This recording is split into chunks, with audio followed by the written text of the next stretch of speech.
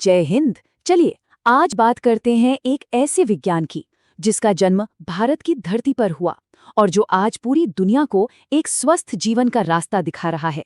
जी हाँ, हम बात कर रहे हैं आयुर्वेद की। तो आयुर्वेद आखिर है क्या? देखिए, ये शब्द संस्कृत के दो हिस्सों से बना है। आयु, जिसका मतलब है जीवन, और वेद यानी ज्ञान।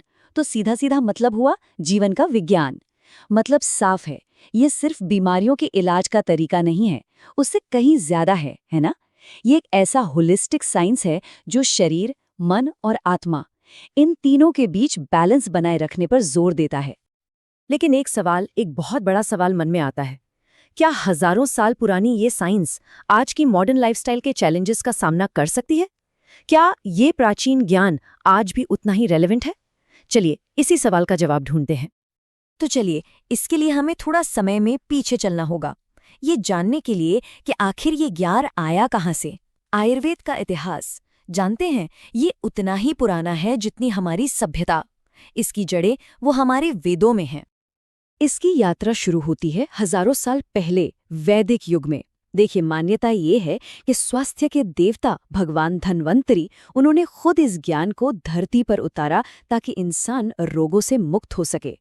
फिर आया क्लासिकल एज, जब चरक और सुश्रुत जैसे महान ऋषियों ने इस पूरे ज्ञान को ग्रंथों में लिखा, उसे कोडिफाई किया।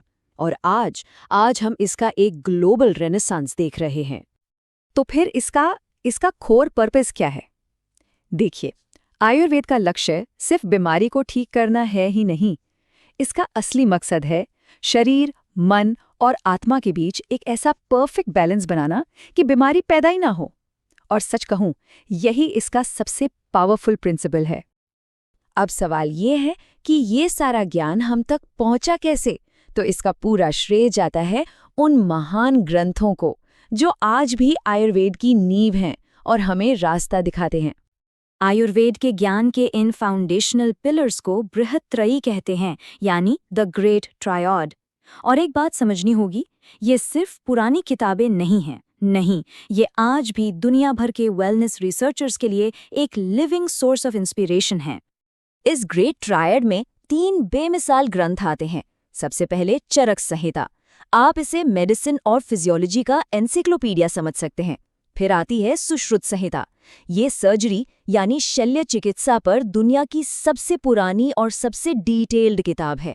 और तीसरी है अष्टांग हृदयम, जो एक हेल्दी लाइफस्टाइल और प्रिवेंशन पर एक कंप्लीट गाइड है।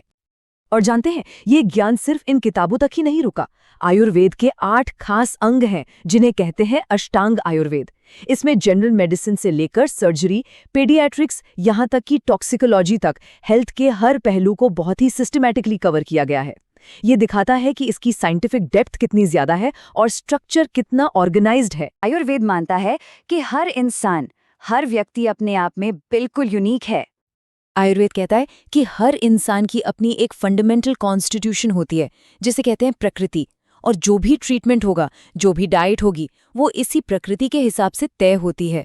क्यों? ताकि इम्बैलेंस के रूट कॉज को ठीक किया जा सके, ना कि सिर्फ सिम्टम्स को दबाया जाए। ये प्रकृति बनती है 3 फंडामेंटल एनर्जीज या दोष से, वात, पित्त और कफ। अब समझिए, वात जो आकाश और वायु से बना है, ये बॉडी में हर तरह के मूवमेंट को कंट्रोल करता है। फिर है पित्त, जो अग्नि और जल से बना है, ये मेटाबॉलिज्म और डाइजेशन को संभालता है।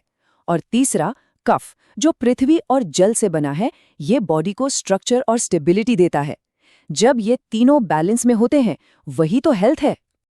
अच्छा, आयुर्वेद को लेकर एक आम धारणा है, एक कॉमन मिथ है कि ये बहुत धीरे धीरे काम करता है। तो चलिए आज इस पर्सपेक्टिव को एक नए एंगल से देखते हैं। ये वो सवाल है जो शायद हर उस इंसान के मन में आता है जो आयुर्वेद को अपनाना चाहता है। क्या ये सच में बहुत स्लो है? तो जवाब है नहीं। आयुर्वेद स्लो नहीं, सेफ और सस्टेनेबल है। ये एक ऐसा सॉल्यूशन है जो लॉन्ग टर्म तक टिकता है, क्योंकि ये जड़ पर काम करता है। यहाँ पर इस अंतर को समझना बहुत जरूरी है। देखिए, कई मॉडर्न सिस्टम्स सिम्टम्स को मैनेज करने पर फोकस करते हैं, जिससे टेम्पररी रिलीफ तो मिलता है, जबकि आयुर्वेद वो बीमारी के रूट कॉज को खत्म करने पर फोकस करता है ताकि एक परमानेंट सस्टेनेबल सोल्यूशन मिले। तो ये फास्ट रिलीफ नहीं, ये परमानेंट सोल्यूशन है। आज की तारीख में आयुर्वेद सिर्फ भारत तक सीमित नहीं रहा। नहीं, ये एक ग्लोबल वेलनेस मूवमेंट बन चुका है और इसके जो आंकड़े हैं ना, वो इसकी कहानी खुद बयान करते हैं। जरा इस नंबर पर गौर कीजिए। ग्लोबल आयुष मार्केट आज $20 बिलियन को पार कर चुका है और ये हर साल तेजी से बढ़ रहा है।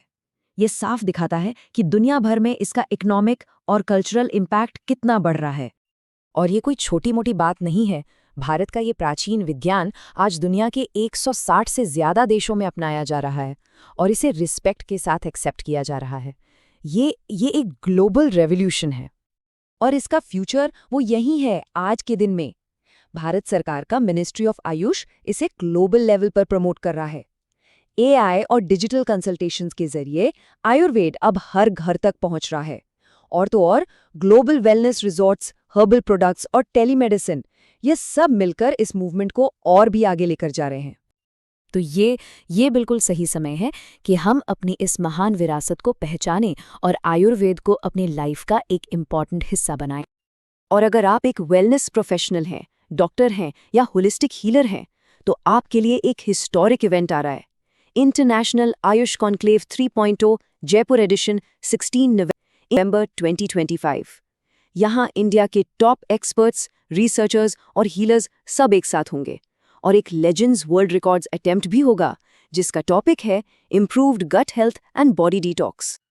ये एक ऐसा मौका है जिसे मिस नहीं करना चाहिए, तो अपना नॉमिनेशन फॉर्म अभी फिल करें।